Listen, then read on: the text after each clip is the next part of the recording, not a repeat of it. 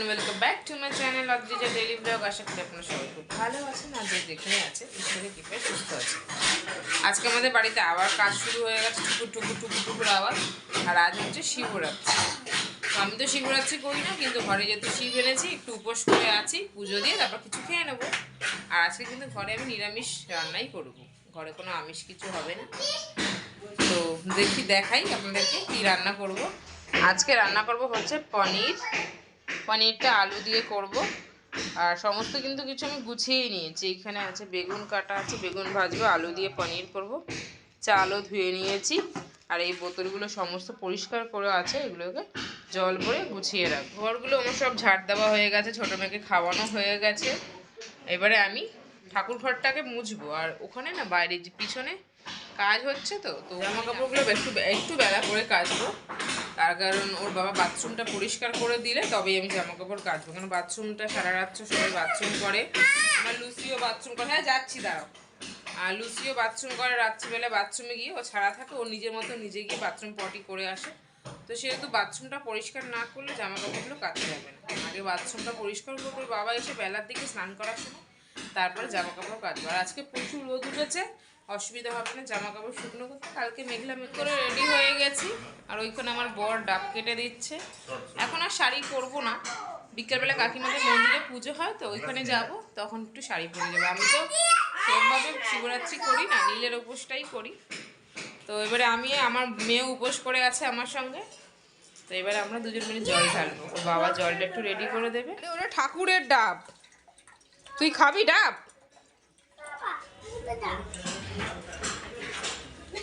কি খাবি তুই? ঠাকুরের জন্য ডাব এনেছি, হ্যাংলা কোথাকারে। ভালো। এই যে আমার ঠাকুরদেরকে কালকে আমি সব পরিষ্কার করেছি, কাপড় টাপড় সমস্ত কিছু পাল্টে দিয়েছি। এখানে কাপড়, এখানে কাপড়। আর এই শিব ঠাকুরটাকে নিয়ে এসেছিলাম চন্দনেশ্বর মন্দির থেকে।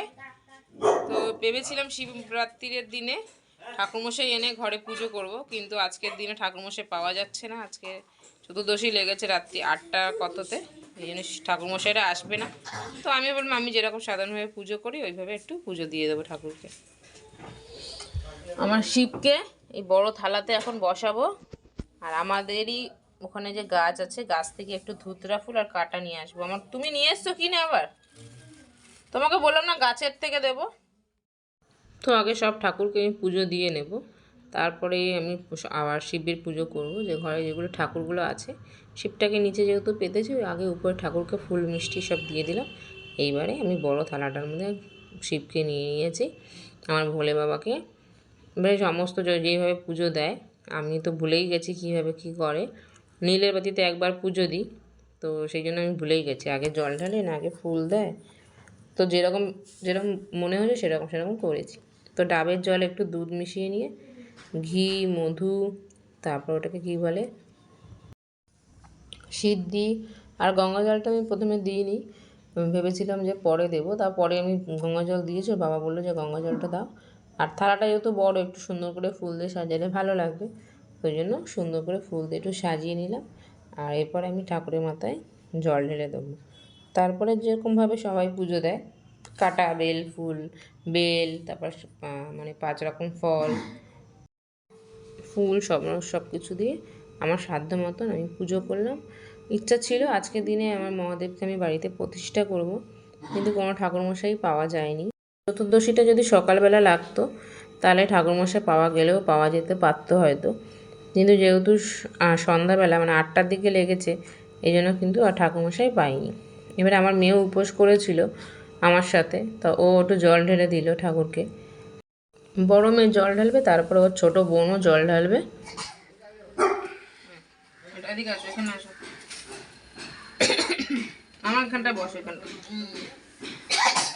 দাও ঠাকুরকে মাথা, এটা ধরো,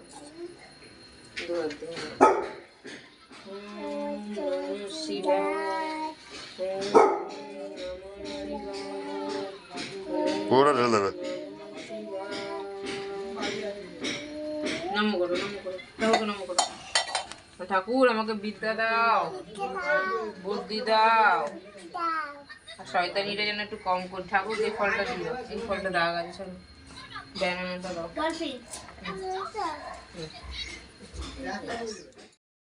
আর বাড়িতে মিস্ত্রিরা কাজ করছে, নতুন নতুন মিস্ত্রি আসছে, পিছন থেকে সামনের থেকে এদিক থেকে ওদিক থেকে আসছে।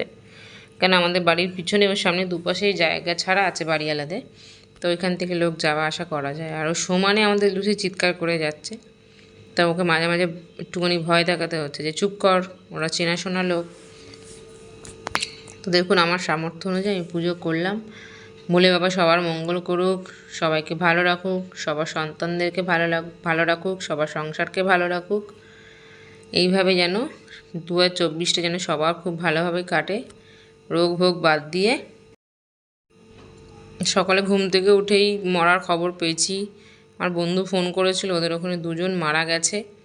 যেন এই মৃত্যুর খবরটা একটু কম হয়, সবাই যেন সুস্থ থাকে, ভালোভাবে থাকে, এই চাই। শিবরাত্রির দিন, আজকে মহাশিবরাত্রি, আজকের দিন ভোলে বাবাকে যা চায় শুনেছি ছোটোর থেকে সবাই সেই পায়। সবার যেন মঙ্গল করে ভোলে বাবা।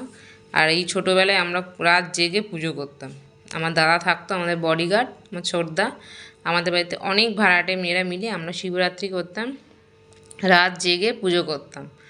আর 4 প্রহরেই কিন্তু আমরা জল ঢালতাম, আমাদের ওখানে মন্দির খোলা থাকতো, আর আমার দাদা আমাদের সঙ্গে থাকতো।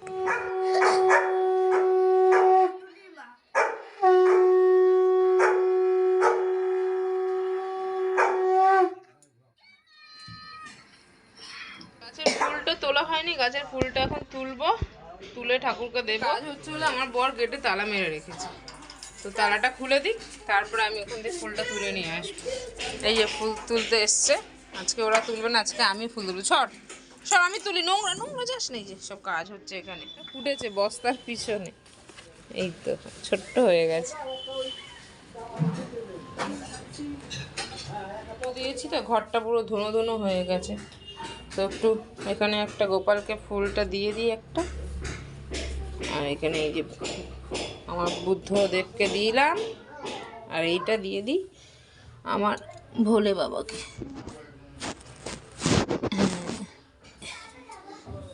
ভাত করে নিয়েছি, ভাত হয়ে গেছে, তো এখন আমি পনিরটা করবো, কিন্তু আমার তার আগে খুব জল পিপাসা পেয়েছে, তো এই মাজা বোতলে 1 বোতল জল ভরে এখন জল খাবো। এখন আর চা খাবার সময় নেই, কটা বাজে, 11:30 12টা বাজে হবে। চলুন জলটা ভরে নিই।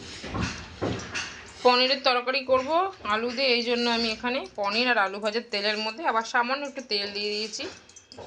এবারে দিয়ে দেবো গোটা জিরে ফোড়ন, গোটা জিরে দিয়ে দিয়েছি, আর একটা তেজপাতাকে 2 টুকরো করে দিয়ে দিয়েছি। ফোড়নটা একটু ভাজা হয়ে গেলে সমস্ত মশলাগুলো দেবো, তার আগে মশলাগুলো আপনাদের একটু দেখিয়ে দিই। এখানে মশলার মধ্যে হচ্ছে 5-6টা কাজু, আর 1.5 চামচ মতন পোস্ত, আর সামান্য একটুখানি জিরে, 2টো কাঁচা লঙ্কা দিয়ে ভালো করে বেটে নিয়েছি। আর এখানে আছে নুন, কাশ্মীরি লঙ্কার গুঁড়ো, আর এখানে আছে হলুদ গুঁড়ো, আর এই একটা টমেটো আমি পনিরে দেবো, আর এই টমেটোটা আমি ভাতে সিদ্ধ দেবো। তো ভাজা হয়ে গেছে, এবারে আমি মশলাটা আমি দিয়ে দিয়েছি, এবারে এই বাটি ধোয়া জলটা আমি দিয়ে দেবো। মশলাটা আমার ভালো করে কষা হয়ে গেছে, এবারে আমি ভেজে রাখা আলুটা দিয়ে দেবো। কেটে রাখা টমেটোটা আমি দিয়ে দেবো এবারে।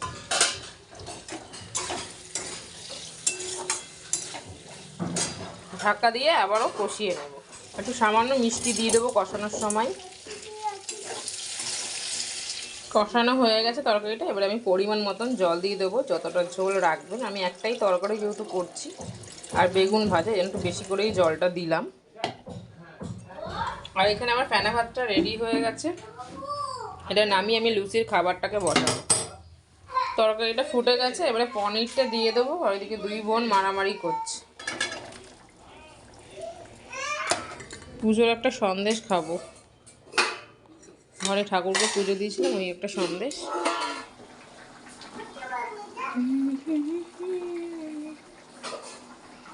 তরকারিটা আমার হয়ে এসছে, একটু গরম মশলা ছিটিয়ে দেবো প্রথমে, আর এখানে একটু কাসুরি মেথি বের করে রেখেছি, ওইটা নিয়ে এক্ষুনি দিয়ে দেখুন, এই 1/2 চামচ মতন কাসুরি মেথি দিয়ে দেবেন। কাচিয়ে কুচি এইটুকুনি ঘি ছিল, এই ঘিটা আমি দিয়ে দেবো। আমার মেয়ে দেখুন কাসুরি মেথি এসে প্যাকেট থেকে কতটা ফেলে দিয়েছে নিচে, সব পরিষ্কার করতে হবে আবার আমাকে।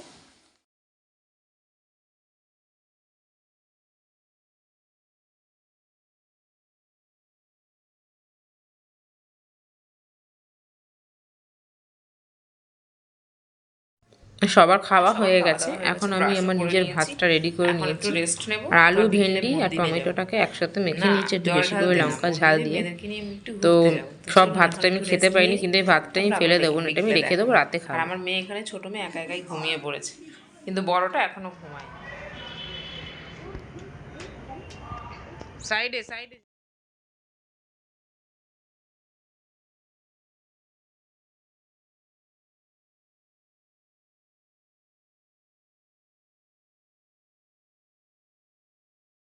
যেমন বলেছিলাম আপনাদেরকে যে সন্ধ্যাবেলায় আমি মন্দিরে যাব, এই যে এই মন্দিরে নীলের উপোসে আমি জল ঢালতে আসি। আপনারা অবশ্যই নীলের উপোসের সময় ভিডিও পাবেন। আর আমার বড় মেয়ে এখন আছে, ছোট মেয়ে চলে গেছে। আর এই হচ্ছে কাকিমা, যার কাছে আমি যাই। আপনারা তো আমার ভিডিওতে দেখেছেন। তো কাকিমা জল ঢালছে, আর সেই তখন আমি ভিডিওটা করছি। আর আমার বড় মেয়ে গিয়ে ওখানে দাঁড়িয়েছে, ওর ইচ্ছা ছিল একটু জল ঢালবে, কিন্তু কে ওকে ওখানে জল দেবে বলুন, খেয়ে দিয়ে গেছে। আর আমিও কাকিমাকে যদি বলতাম হয়তো একটু দিত, কিন্তু আমিও আর সাহস করে বলতে পারলাম না, এই জন্য ও আর ঢালিনি। আর এখানে কিন্তু কালকে বড় করে অনুষ্ঠানও হবে, সব আপনাদেরকে শেয়ার করব। আমার ছোটো মেয়ে ওখানে বদমাশি করছিল বলে ও আগে চলে এসছে, আর ওর বাবাকে এসে ডিস্টার্ব করছে। একটু পনিরের তরকারি আছে, আর এখন আমি একটুখানি পরোটা করবো, রাত্রিবেলা তবে খাওয়া দাওয়া করবো। আর আমার তো একটু গোবিন্দভোগ চালের ভাত আছে, ওইটা আমি রাত্রে খেয়ে নেবো। তো আগে আমি এখন ময়দাটা মেখে নিই। সবার খাওয়া দাওয়া হয়ে গেছে কমপ্লিট। আমার ছোটো মেয়ে এখন পরোটা খাচ্ছে, শুধু শুধু পরোটা খাচ্ছে। আমি একটু পনিরের তরকারি দিয়ে একটা পরোটা খেলাম, আর একটু গোবিন্দভোগের চালের ভাত আছে, ওইটা আজকে আমি খেয়ে নেবো। সবার তো খাওয়া দাওয়া আগেই হয়ে গেছে, আর আমারও খাওয়া দাওয়া হয়ে গেছে। এখন আমি ব্রাশ করব, রান্নাঘরের সমস্ত কাজ সারা হয়ে গেছে, অন্ধকার করে দেওয়া হয়েছে। তো এখন আমি ব্রাশ করে শুতে যাব। তো আজকে তো ভিডিওটাকে এখানে এন্ড করছি। ভালো লাগলে লাইক কমেন্ট শেয়ার করে চ্যানেলটাকে সাবস্ক্রাইব করে আমার পাশে থাকবেন। সবাই ভালো থাকবেন, সুস্থ থাকবেন। Bye bye.